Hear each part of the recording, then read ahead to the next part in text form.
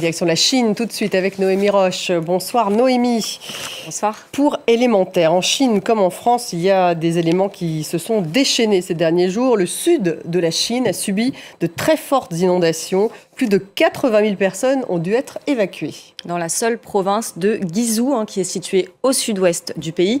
Là-bas, les opérations de secours se sont multipliées ces dernières heures pour sauver les habitants pris au piège. Ces inondations, elles font suite à des pluies diluviennes. Les eaux sont montées très vite. 6 personnes sont mortes dans la province de Guizhou. C'est déjà un bilan très lourd et on comprend tout de suite, en voyant les images, celle des orages très violents qu'on a eu en France hier était déjà très impressionnante. Mais là, on franchit encore un cap. Regardez ce reportage d'Arnaud Boutet. Une portion d'autoroute effondrée après un glissement de terrain. Les piliers n'ont pas résisté. Et un camion en équilibre, à moitié dans le vide. Il s'est arrêté juste à temps. Coincé dans la cabine, le chauffeur terrifié, un homme tente alors de le rassurer. Surtout, ne va pas plus loin.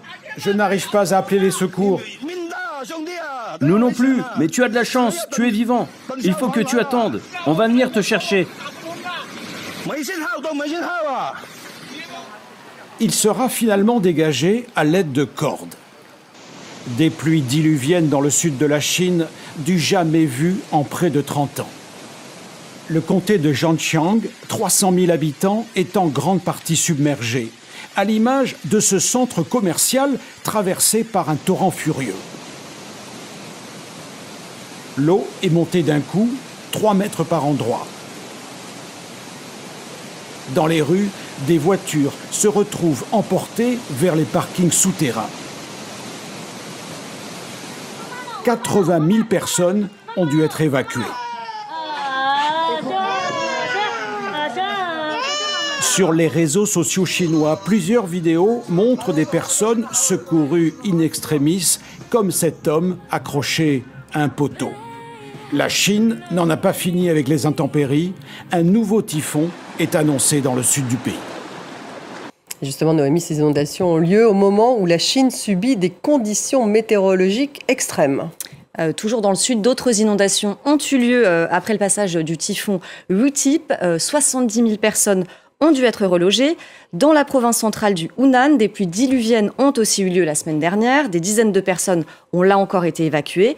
Et puis dans la capitale, Pékin, elle a vécu l'une des journées les plus chaudes de l'année cette semaine, avec des températures qui ont atteint 38 degrés, ce qui, comme en France, est très chaud pour un mois de juin. Écoutez ces réactions. J'ai l'habitude de faire du vélo, mais quand il fait aussi chaud, j'arrête. C'est impossible. Je pense que lorsque la température dépasse les 40 degrés, il devrait y avoir des pauses ou des options de télétravail pour réduire le risque de coups de chaleur. Je pense que c'est lié au changement climatique et peut-être aussi aux dégâts causés à la nature. Ces événements extrêmes portent la marque du réchauffement climatique. Alors cela, on ne sait pas encore, il va falloir attendre les études d'attribution. Mais ce qui est sûr, c'est que le changement climatique les rend à la fois plus fréquents et plus intenses. C'est ce que nous disent les scientifiques. Et la Chine est particulièrement concernée puisqu'elle est située en Asie, qui se réchauffe plus vite que la moyenne mondiale. En 2023, le continent a été le plus touché par les catastrophes météorologiques, climatiques et hydriques. C'est ce que nous dit une étude de l'Organisation météorologique mondiale publiée l'année dernière.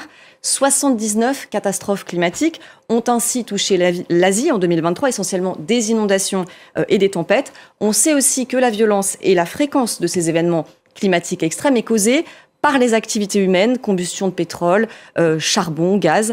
La bonne nouvelle, c'est que la Chine, qui est la première émettrice de gaz à effet de serre au monde, a énormément renforcé ses engagements climatiques ces dernières décennies. Elle compte ainsi atteindre la neutralité carbone en 2060, après avoir atteint son pic d'émissions de carbone d'ici à 2030. Pour cela, le pays, on le voit, a mis le paquet sur les énergies renouvelables, solaires et éoliennes. Il a aussi réussi à baisser ses émissions de CO2 au premier trimestre de cette année. Émissions qui ont arrêté de grimper depuis 12 mois, là où les émissions mondiales, elles, ont continué d'augmenter. Merci Noémie.